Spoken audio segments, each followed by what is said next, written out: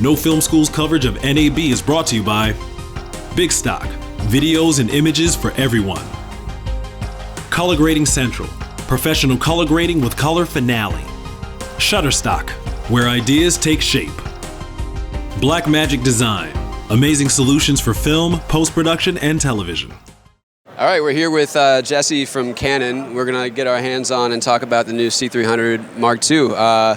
This is an exciting camera for cinema filmmakers, and from my understanding, that was a big objective of the changes that you guys have brought to this new camera. Why don't you tell us about that? Sure. I mean, this camera really isn't just an evolution of the C300, it's a whole new camera. So the sensor's brand new, the processors are brand new, the recording format's brand new, and the codec's brand new.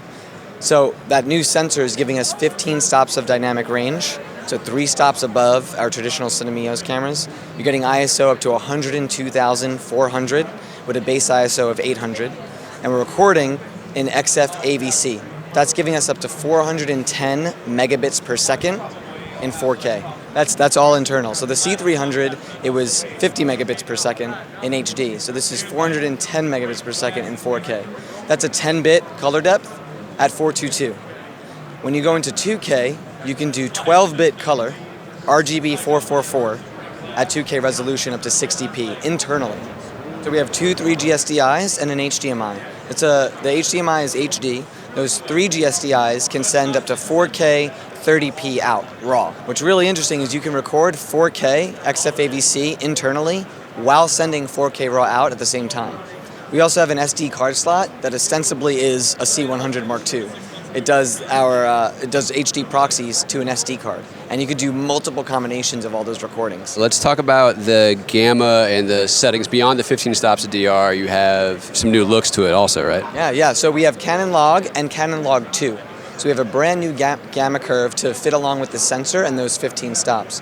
What's really cool is I feel like for the last 5 years, highlight roll-off in digital, that term's become like one word for me, highlight roll-off, right?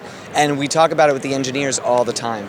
We've shifted that dynamic range up a stop into the highlights. So it's not just that expansion isn't just into the shadow, we've moved it into the highlight area. It's more film-like. Yeah, much more film-like. So the roll-off that you'd expect from the Mineo cameras, the traditionals, this now has additional stop into the highlight area. In addition to that, we have new color matrices in the camera. So if you want to match along with an Alexa, a Red, or a Sony, we have built-in matrix settings alongside your gamma curve that more ably matches the camera to other camera formats. As far as the frame rates, where does it top out in the different formats? Sure, so in 4K you get up to 30p internal, in 2K you get up to 60p, and then there's 120p as well, but it's a crop into the sensor. And we're not sure what that crop's going to be yet, it hasn't been announced, but we're going to do up to 120p in 2K mode. The C300 Mark II is an interesting model because you can just pop a battery in there and also use it as more of a dock camera as well, right? Right, yeah. So it is a new battery solution. It doesn't work with the pre-existing batteries in Cinema EOS, but with all the features of this camera, we had to move into a new power spec. And that, in addition to that, we have a new LEMO power in. And that's adding not just all the specs that we've gone through, but we have 2 new fans in the camera for extreme cooling. The exhaust fan on this side is almost the full height of the camera. That thing is pumping when you're not recording. You hit record, boom, it shuts down. Yeah, we just needed more juice into this camera, but we're still just on board. So this little slot right here, it pops out, and your battery goes right inside, just like you'd expect with your other Cinema EOS cameras. What kind of battery life can the shooter expect if they're just powering it using the internal one? Yeah, so we're still getting a couple to a few hours shooting at 4K. You're definitely at that 4K resolution. It's going to put more of a drain on the battery, but we're not only coming out with a regular size battery that fits in it, but an extended one as well. And with the camera, you get a dual charger. You get that out of the box as well. And the XLR audio is on the camera. Is it a separate handle-based, and what is the viewfinder situation? We have a viewfinder XLR combo that people are used to. We'll be introducing an accessory that's XLR only.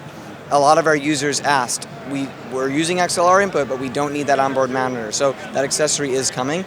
It's 4 channels. So you have the 2 XLR channels, an onboard battery mic, and your line in, that 1/8 inch in. And it's a new 24-bit audio. So it was previously 16, now we're at 24 bits. What is the pricing and availability?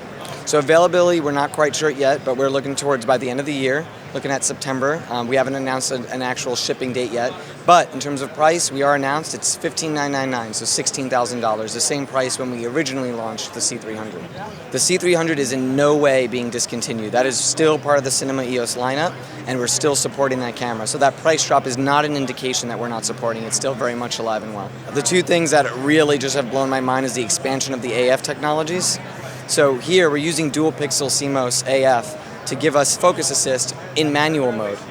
So what happens is when you're in manual mode, you have a box, and that box has arrows. And now again, you're full manual, so when you're rotating the focus barrel, those lines move in and they converge, and when you're in focus, they line up and it turns green.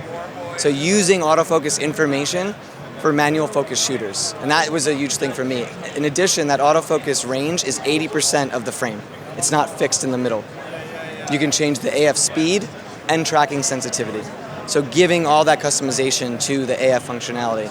And then we have ND 2, 4, 6, 8, and 10.